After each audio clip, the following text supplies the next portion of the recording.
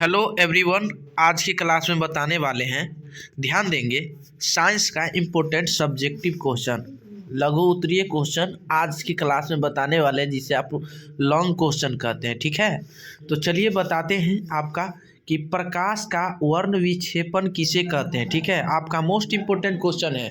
ठीक है, ध्यान देंगे।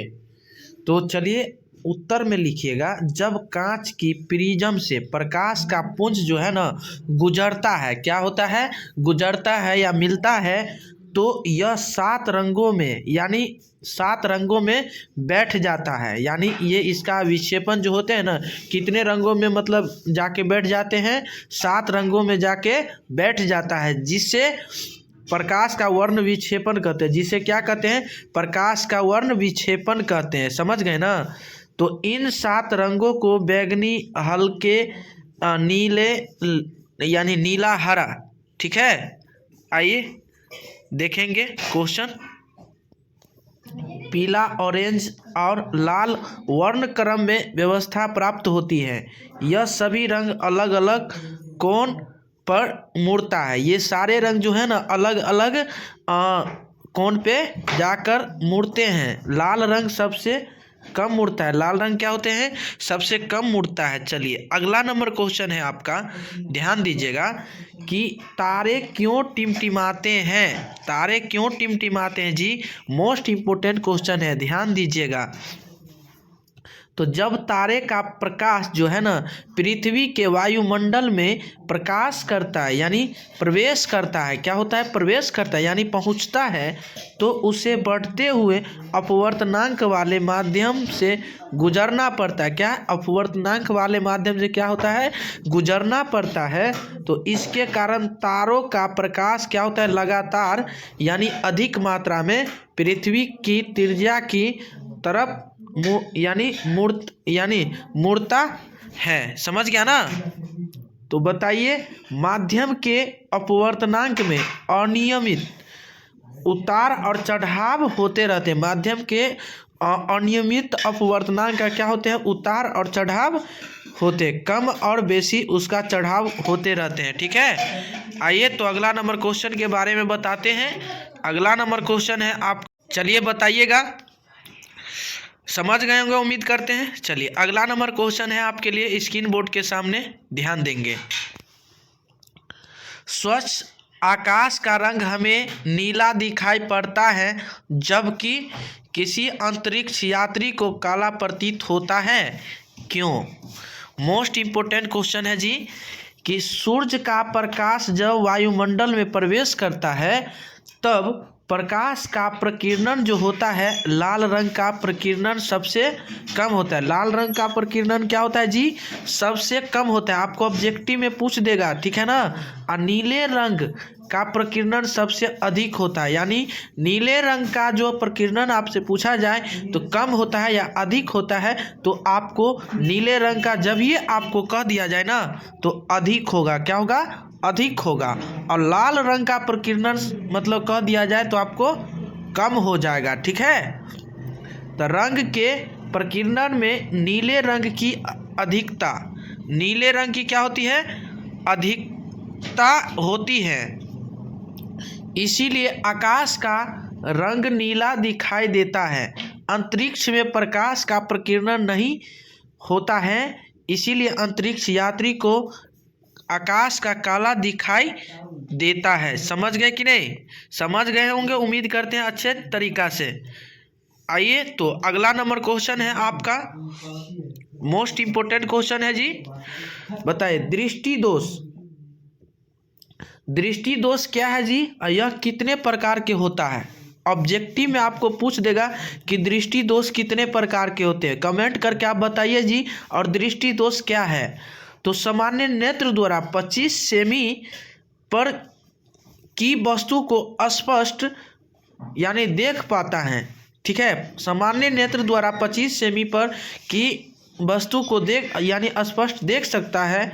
जब इस स्पष्ट दर्शन की न्यूनतम दूरी पर वस्तु को स्पष्ट नहीं देख पाता, तो इसे ही हम कहा जाता है दृष्टि दोष, कि नेत्र में दृष्टि दोष है। ठीक है, यह मुख्यतः 4 प्रकार के होते हैं। दृष्टि दोष मुक्त कितने प्रकार के होते हैं जी? 4 प्रकार के होते हैं। दृष्टि दोष मुक्त 4 प्रकार के होते हैं, समझ गए ना। और कौन कौन होते हैं ये चीज़ आपको बता देते हैं, कौन कौन होते हैं। आपसे यहाँ से भी क्वेश्चन पूछ लेगा कि जो दृष्टि दोष जो है 4 प्रकार के वो कौन कौन है, तो नाम बताइए। तो बताइएगा, फर्स्ट में निकट दृष्टि दोष, दूसरा दीर्घ दृष्टि दोष, तीसरा हो जाएगा जरा दृष्टि दोष, और चौथा हो जाएगा आपको अबिंदुकता। क्या हो जाएगा? अबिंदुकता हो जाएगा, ठीक है। तो आइए 5 नंबर क्वेश्चन के बारे में जानते हैं। 5 नंबर क्वेश्चन कहता क्या है जी? तो ध्यान देंगे मेरे प्यारे बंधु। किसी बीम को देखने के लिए नेत्र का समंजन किस प्रकार किया जाता है? तो बताइएगा, अभिनेत्र लेंस की वक्रता में कुछ सीमाओं तक यानी पश्चिमा भी पेशियों द्वारा यानी रूपांतरित किया जा सकता है। इसकी वक्रता में परिवर्तन होने से इसकी फोकस दूरी भी क्या होती है? यानी बदल जाती है। यानी इसकी परिवर्तन होने से इसकी फोकस दूरी जो है क्या हो जाती है? बदल जाती है।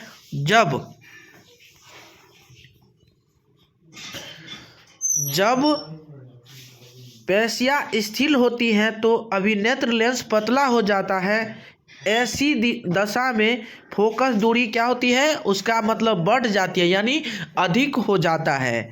अतः दूर रखी वस्तुओं को देखने में समर्थ होते हैं। जब हम पास की वस्तुओं को देखते हैं, जब हम पास की वस्तुओं को देखते हैं तो उससे हम क्या हो जाते हैं? असमर्थ हो जाते हैं, ठीक है। आइए अगला नंबर क्वेश्चन है आपका मोस्ट इम्पोर्टेंट क्वेश्चन कि नेत्र में जरा दृष्टि दोष का क्या कारण है? मोस्ट इम्पोर्टेंट क्वेश्चन है आपके लिए, एग्जाम के लिए है। तो ऐसा वीडियो पाने के लिए आप लोग इसे सब्सक्राइब भी कीजिए और लाइक भी कीजिए और कमेंट भी कीजिए और शेयर भी कीजिए, ठीक है, ताकि जब जब जो भी मेरे प्यारे भाई हैं और तो आप लोग भी क्लास कर सके इसे, ठीक है। तो चलिए हम बताते हैं। क्वेश्चन आप लोग समझ गए होंगे कि यह बुढ़ापे का नेत्र दोष है। इस उम्र में नेत्र में सिलियरी पेशियों का यानी लचीलापन समाप्त हो जाता है। लचीलापन जो क्या होता है? समाप्त हो जाते हैं, यानी खत्म हो जाते हैं। नेत्र में संधान शक्ति की कमी के कारण दूर बिंदु और निकट बिंदु का क्या होता है? समंजन नहीं हो पाता है, ठीक है। समझ गए होंगे उम्मीद करते हैं।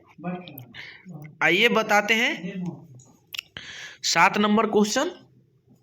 टिंडल प्रभाव क्या है जी? टिंडल प्रभाव है क्या जी? बताइए। जब किसी घने जंगल के यानी वितान से सूर्य का प्रकाश यानी गुजरता है, यानी चारों ओर गुजरता है जी, तो उसे हम टिंडल प्रभाव को देख पाते हैं। उसे ही हम टिंडल प्रभाव कहते हैं। समझ गए कि नहीं समझ गए? बताइए, समझ गए कि नहीं? अब बताइएगा मोतियाबिंद क्या है जी? मोतियाबिंद आपको पता होगा। मोतियाबिंद क्या है जी? तो बढ़ती उम्र के कारण कुछ व्यक्तियों के नेत्र का यानी क्रिस्टलीन लेंस धुंधला तथा या दूधिया क्या है? दूधिया हो जाता है। इसके चलते नेत्र से क्या हो जाते? वस्तु को देखना आसान नहीं होता है, यानी उसको देखने में क्या हो जाता है? यानी कठिनाई होता है, यानी उतना देख नहीं पाता है। इसे हम मोतियाबिंद कहते हैं, ठीक है, जिसे आप देख नहीं सकते, ठीक है ना। तो उसको मतलब कभी काल नहीं कहते हैं कि मतलब किसी आदमी को नहीं देखते हैं, अरे मोतियाबिंद हो गया है, ठीक है। तो वही चीज़ है मेरे प्यारे बंधु, इसे ही हम क्या कहते हैं? मोतियाबिंद कहा जाता है। यानी कोई वस्तु है आपके सामने, आप उसे नहीं देख सकते हैं, तो उससे कौन सा बीमारी हो गया पता है?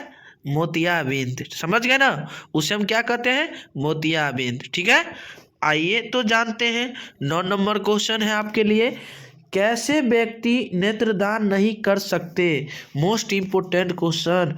उच्च रक्तचाप वाले व्यक्ति, मधुमेह का रोग, दमे का रोगी जिन्हें कोई संक्रामक रोग नहीं है, ठीक है, नेत्रदान कर सकते हैं। समझ गए कि नहीं समझ गए, बताइए। तो मेरे प्यारे भाई और बंधु, आज की क्लास में इतना ही। तब तक के लिए बने रहें और ऐसा वीडियो पाने के लिए हमारे साथ कंटिन्यू जुड़े रहें।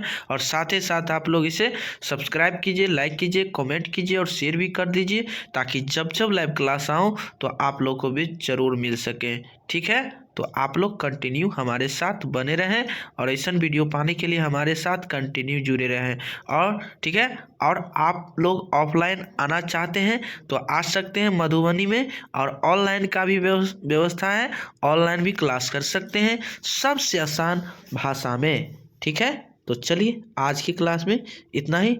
तब तक के लिए बने रहें और सारे दोस्तों के पास ही शेयर भी कर लीजिए। ठीक है।